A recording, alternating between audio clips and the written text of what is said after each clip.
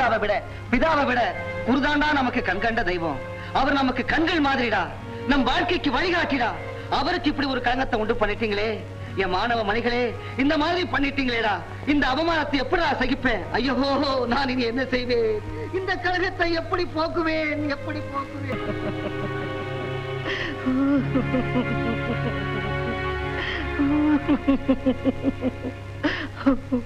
Sorry sir, எவனோ தெரியாம எழுதிட்டா sir, மன்னிச்சிருங்க சார். எனக்கு எல்லாம் தெரியும்.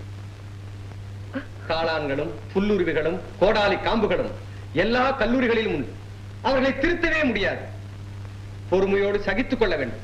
இது ஆசிரியருடைய தலைவிதி. மாணவர்களே, இந்த மணியான மாணவனை பாருங்கள். இவனை கண்டு திருந்துங்கள்.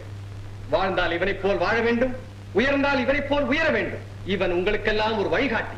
சார், என் பேரு ராஜேந்திரன் சார். நல்ல பெயர், அழகான பெயர். போய் உட்கார்.